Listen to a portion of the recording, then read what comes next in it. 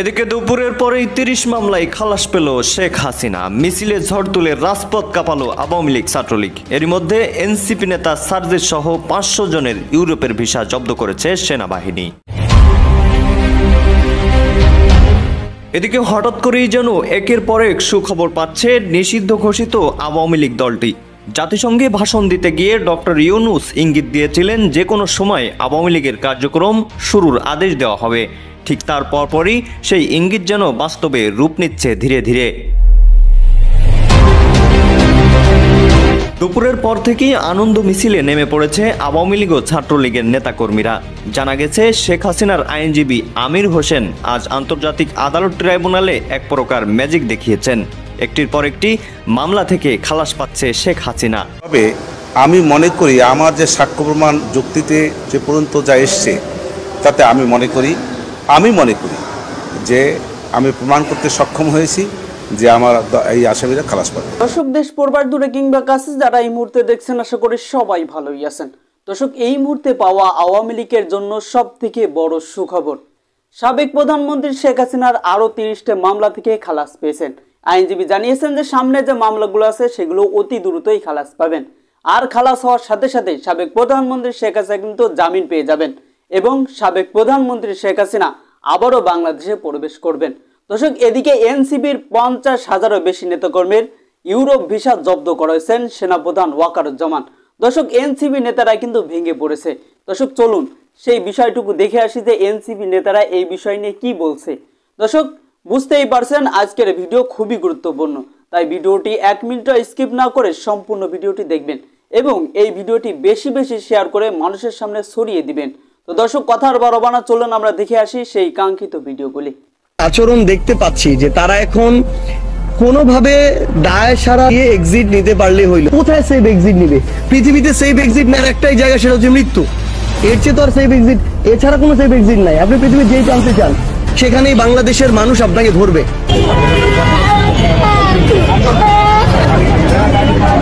আমাদের ভুল হয়েছে একটা জিনিস, এখন তো শহীদ না হয়ে আমাদের আল্লাহ আমার একটা মুসিবত দেয় নাই, অপরাধ হয়ে গেছিল। আরে দেশে হাসিনাকে যে পালাইছি এটা আমাদের অপরাধ হয়েছে। সহ হাসনাত সহ 500 জনের পাসপোর্ট জব্দ করে রাখছে বাংলাদেশ সেনাপ্রধান। আর এটার জন্যই বর্তমান সার্জিস আলম এরা বলতেছে যে বাংলাদেশের কোনো উপদেষ্টাদের সেফ এক্সিট নেওয়ার কোনো সুযোগ নেই মৃত্যু ছাড়া। কেন বর্তমান তারা এই কথা বলতেছে? আরে ভাই, শুধু এটাই না, 500 জন জুলাই যোদ্ধারা যারা নাকি শেখ হাসিনা সরকারের পতনের জন্য তারা মাস্টারমাইন্ড হয়েছিলেন, তাদের নির্দেশনে আপনার বাংলাদেশকে কিভাবে অস্থিতিশীল করা যায়। যাই হোক, ডিরেক্ট পয়েন্টে ঢুকি। 500 জন বর্তমান এনসিপি এবং জুলাই যোদ্ধারা তাদের নিজেদের প্রতীক ছেড়ে তারা আপনার ছাত্র দলে যোগ দিচ্ছেন। শুনো ভাইয়া সার্জিস, শুনো ভাইয়া হাসনাত, শুনো, তোমাদের উদ্দেশ্যে একটা কথা বলি, শোনো। বাপ না বাপই হয়, কেমন?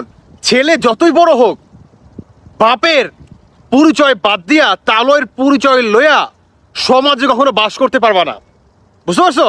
মানে 71কে তোমরা মুছে দিবা, হ্যাঁ? তোমরা 24-এর এই গণ অভ্যুত্থানকে তোমরা স্বাধীন বলে চালাই দিবা, 72-এর সংবিধান তোমরা উড়াই দিবা, জুলাই সনদ সেখানে ঢুকাই দিবা। এত ইজি বাংলাদেশের জনগণ তোমাদের মানে মেনে নিবে? এত ইজি? মুরব্বীদের কথা শুনলো না? হ্যাঁ, কি বললো যে যুক্তরাষ্ট্রে ওদেরকে ডিম কেন মারলো, ওদেরকে বম কেন মারলো না? আর এখন আইসা তারা বলতেছে যে কোনো উপদেষ্টাদের সেফ এক্সিট নেওয়ার কোনো ধরনের কোনো সুযোগ নেই। ইউনূস সুইদ্যা, মানে ইউনূসকেও তারা যেতে দিবে না, মানে ইউনূসের পা ধরে রাখবে। যদি মরতে হয় এখানেই মরতে হবে, কারণ আওয়ামী লীগ আইলো বইলা, বুঝো নাই?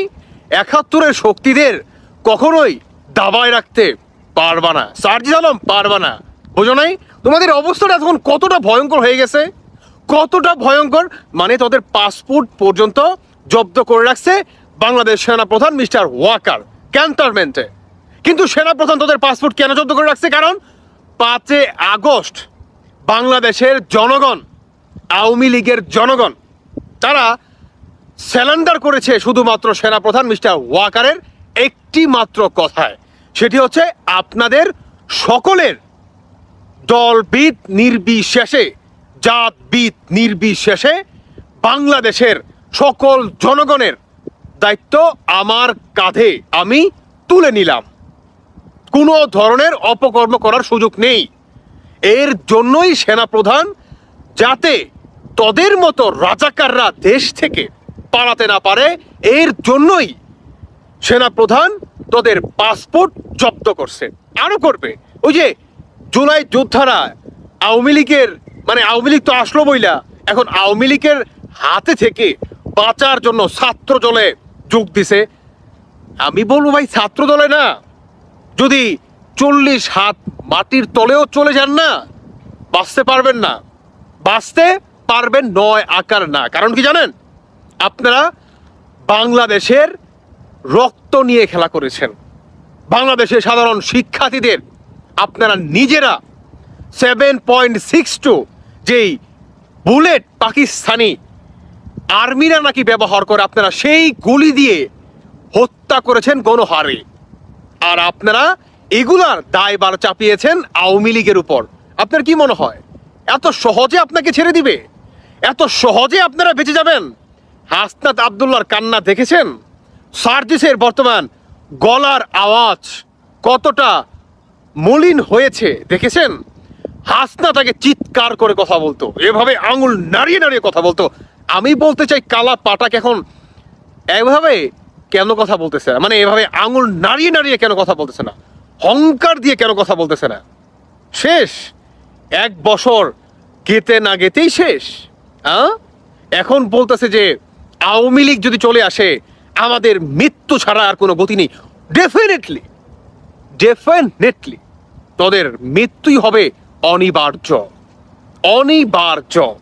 শুন একটা কথা বলি, শুন, তোদের ভুলটা জানোস কোন জায়গায়? তোদের ভুলটা, আরে আওয়ামী লীগের ভিতরে স্বৈরাচার অনেক নেতাকর্মী আছে, যারা নাকি আওয়ামী লীগের ত্যাগী কর্মী আছে না, ওরা নিজেরাই বলে, কিন্তু বলতে সাহস পায় না।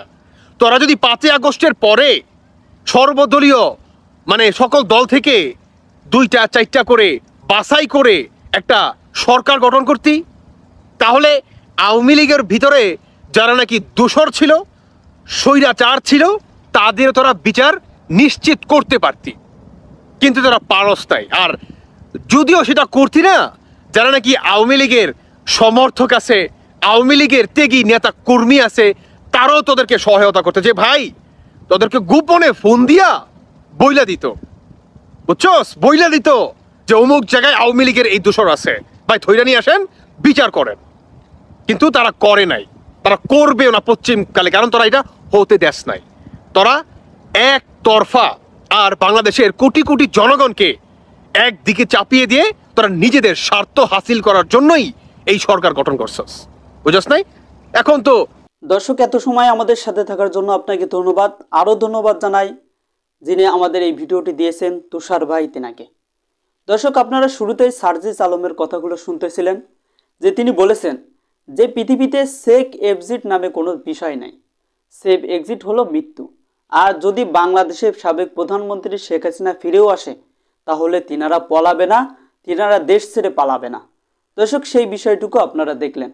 দর্শক, এরই সাথে সাথে আইনজীবীর কথাগুলো আপনারা শুনলেন, যে আইনজীবী জানিয়েছেন যে আমি যে প্রমাণ জোগাড় করছি তাতে সামনে আমার যে আসামি আছে সে কিন্তু খালাস পেয়ে যাবে। দর্শক, সেই বিষয়টুকু আপনারা দেখলেন। দেখি এখন দেখা যায় যে কি হয় সামনে। দর্শক, সামনে এর থেকে গুরুত্বপূর্ণ ভিডিও আপনাদের সামনে নিয়ে আসব। তো দর্শক, অবশ্যই বলবো যে আমাদের চ্যানেলটিকে সাবস্ক্রাইব করে রাখবেন এবং এই ভিডিওটি বেশি বেশি শেয়ার দিবেন। আমাদের ভিডিওতে একটা লাইক দেন নাই, অবশ্যই তেনারা ভিডিওতে লাইক দিবেন। তো দর্শক, আজকের মতো এখানে বিদায় নিতেছি। আল্লাহ হাফেজ, দেখা হবে অন্য কোনো ভিডিওতে।